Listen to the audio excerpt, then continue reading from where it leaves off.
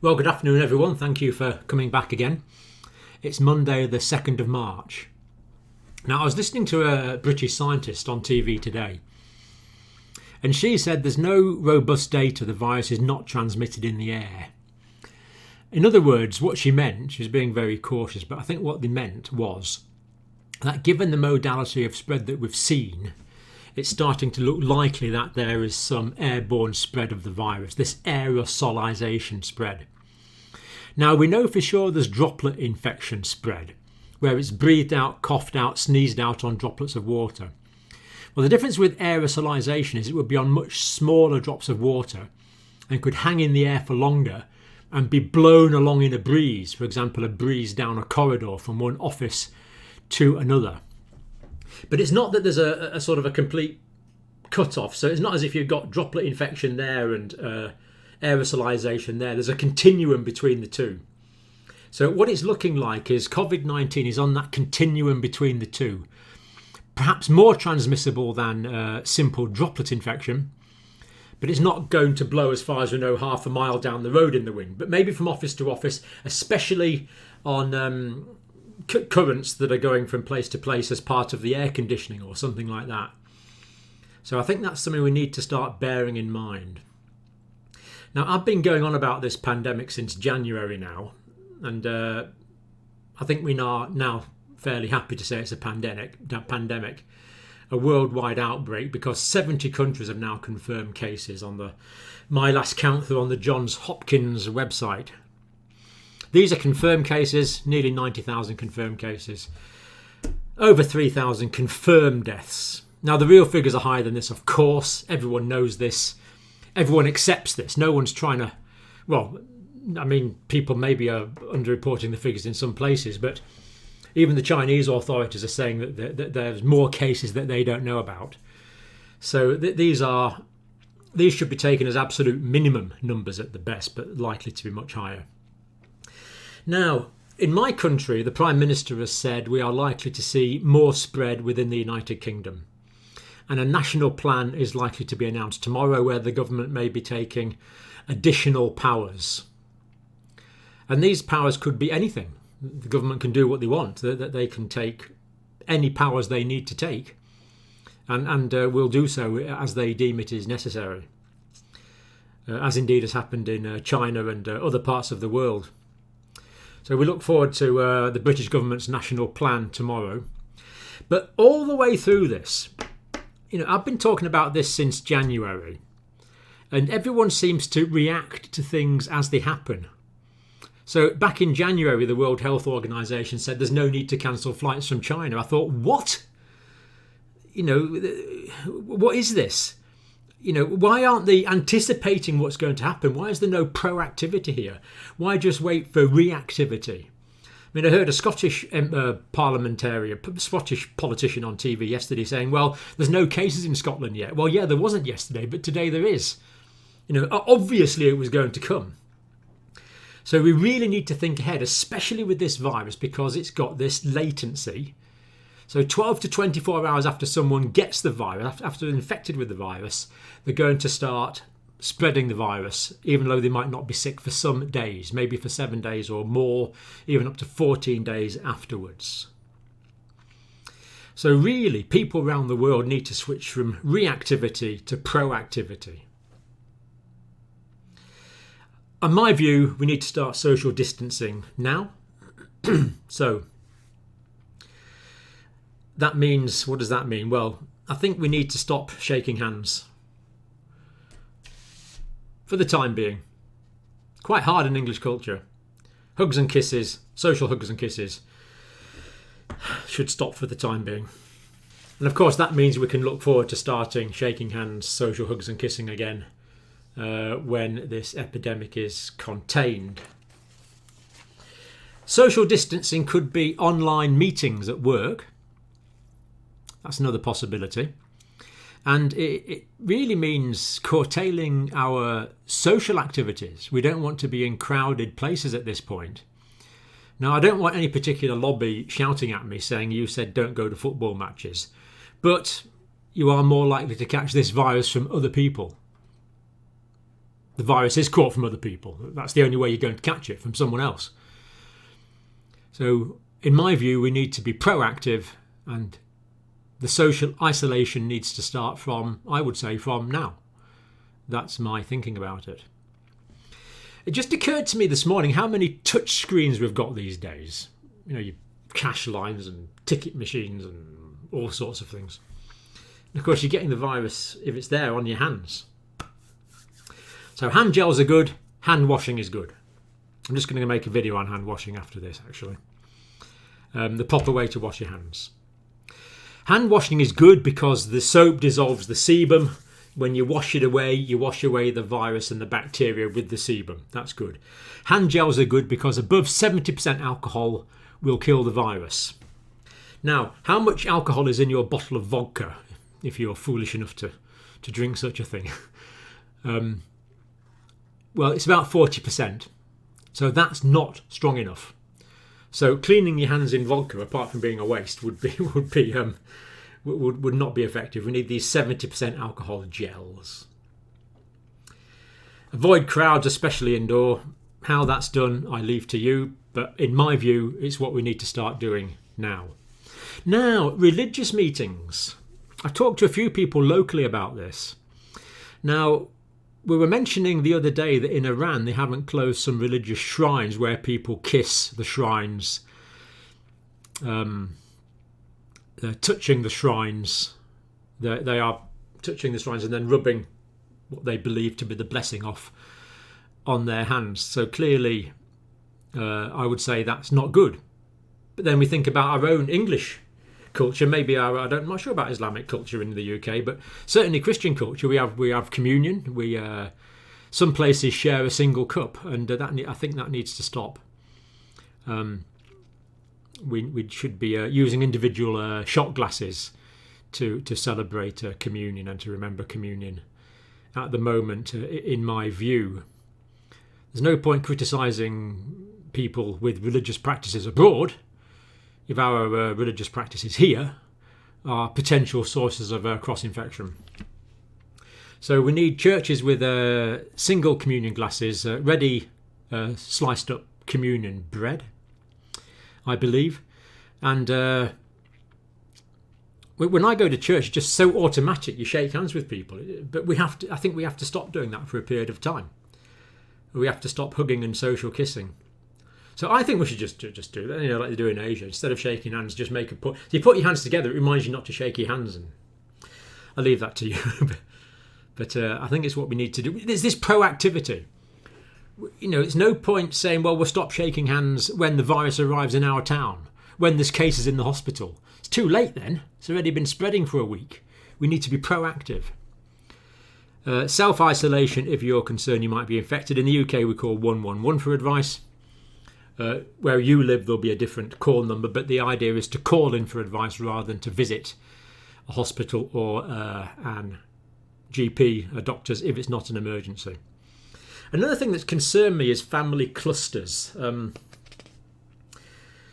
Quite a lot of cases now where one member of a family got it and other members of the family get it as well. So that is a bit of a concern. But it's not surprising because they're living in close proximity to each other, as thankfully families do. Now moving on to my country, the United Kingdom, seems to have woken up. So we had 13 new cases the day before last, 4 new cases today. So that equals 40 cases in total in the UK, confirmed at the moment. We've tested quite a few, but only 40 have tested positive. Good to see this testing. We're going to pick up cases earlier. Now, of these 40 new cases, 2 have not had an identified epidemiological link. This means we don't know where the infection came from in these 2 individuals. The community health contact tracing people can't work it out, at least not yet. So that means they probably just got it from other people in the community, which means there's probable community spread, which means we're going to get a lot more cases if there's community spread from asymptomatic and pre-symptomatic carriers. So my government tells me we're in the containment stage, the aim being to delay and to mitigate the effects. I'm worried about community spread. 2 of these new cases came from, the ones, there were 6 from Italy and 2 from Iran, so they could be epidemiologically traced to the origin of the infection, but 2 couldn't. The cabinet, the governing small body that governs the country in my country, have declared what they call a war room. They're being metaphorical, of course, but what they mean is they're now on an emergency footing to fight this, which is reassuring, to get this contained and to delay it. Matt Hancock is our Secretary of Health, and he said the government's not taking anything off the table. That means the government can appropriate whatever powers they consider necessary, whatever those powers are, that they can take those powers if they deem them necessary. 15,000 people in London have recently come back from North Italy. Now that is concerning. 15,000 people in London. A lot of people living close together in London just come back from Italy. 15,000 of them just back from Italy.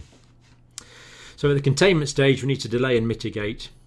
Now, we've just brought back, I think, 3 coachloads of people from Tenerife who were isolated in that hotel in Santa Cruz. Now, they're in this hotel. They were self-isolated in this hotel. The hotel was surrounded by police. But the people that were self-isolating in their rooms were complaining that other people were not obeying the quarantine precautions adequately. So that meant some of these might be infected.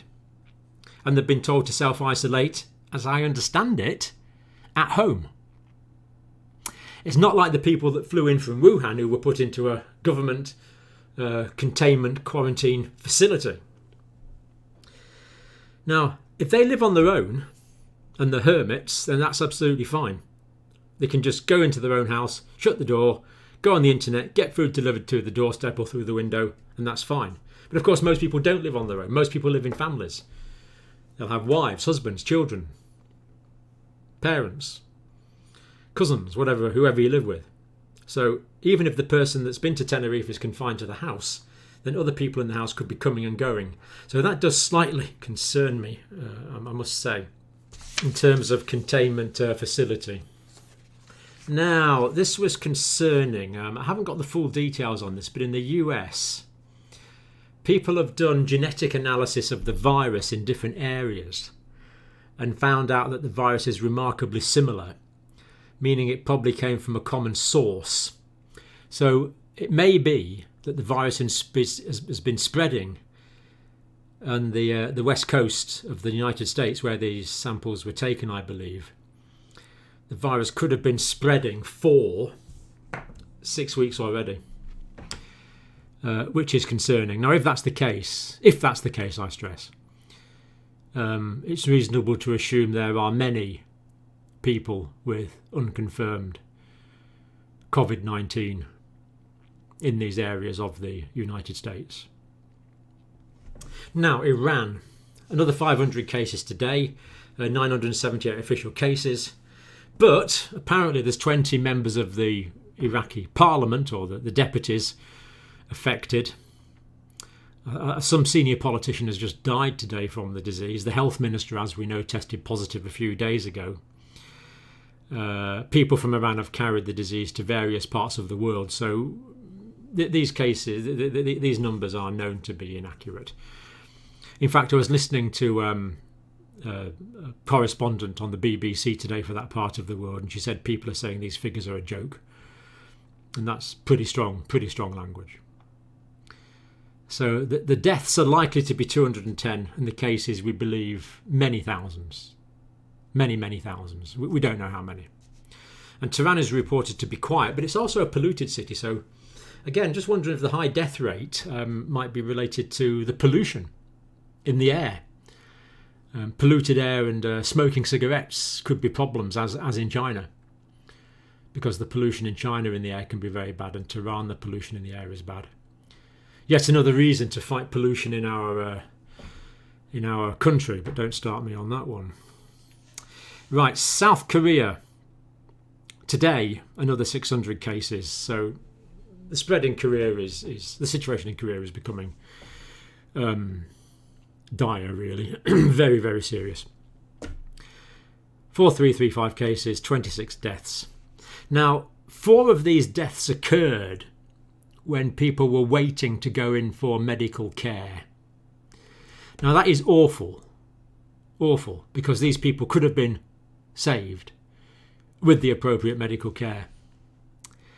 So the South Korean government are now starting a triage. So a triage means to select the most serious cases for treatment first.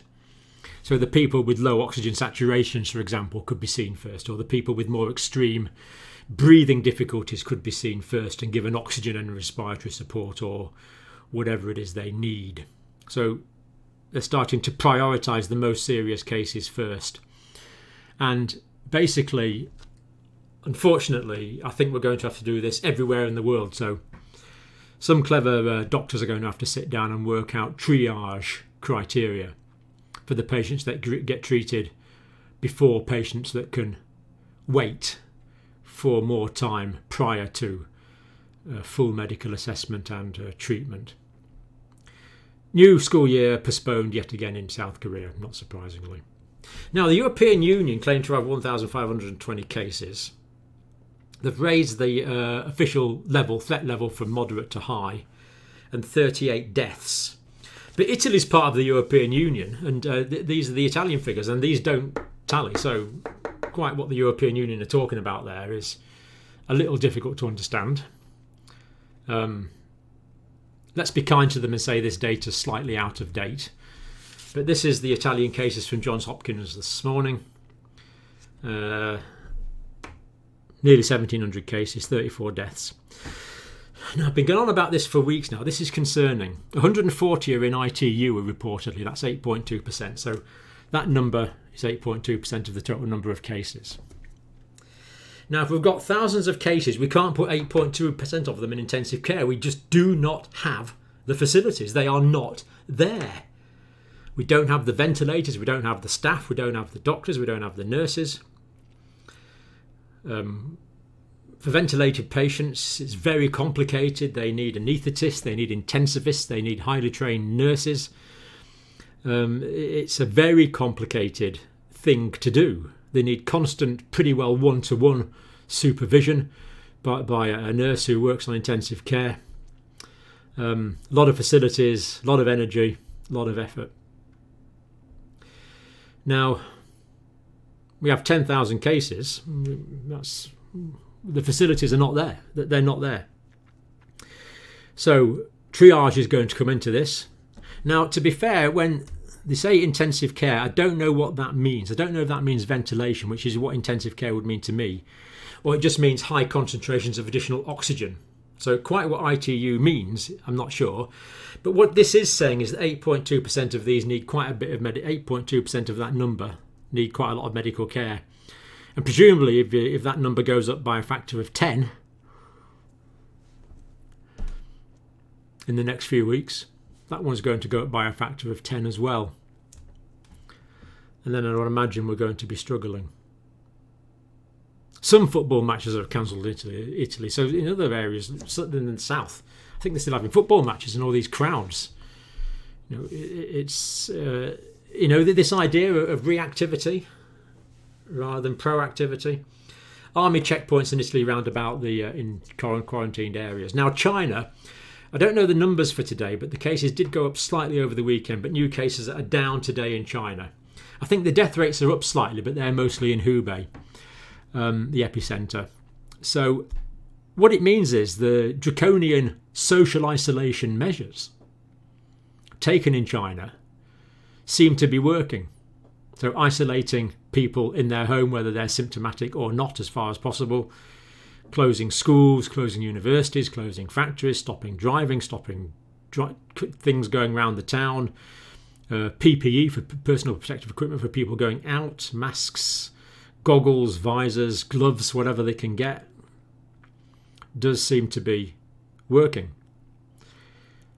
But the measures have been considered to be draconian by Western observers. To me, I would say they're necessary. And there just doesn't seem to be the spirit to do this in Western countries at the moment. The good news is that pollution levels have fallen dramatically in China from satellite imagery because there's less people driving around. So that's one good thing. South Korea. Yeah, I already did the South Korea, didn't I? That's yeah, sorry, that one's out of date. Yeah, no, that was on Sunday. So another 376 cases on Sunday, another 500, another 600 cases on Monday, South Korea. That's the current total in South Korea. So that one's a bit out of date. That was the increase in Sunday. That was the increase on Monday. That's the total cases today as of Monday. Philippines, I saw a report from the Philippines that having non-touch church services. So no shaking hands, no hugging, no kissing. Very good. Well done to the churches in the Philippines. So we are seeing significant spread outside China on at least 2 continents, and we believe that the social transmission is already occurring. That is the current position.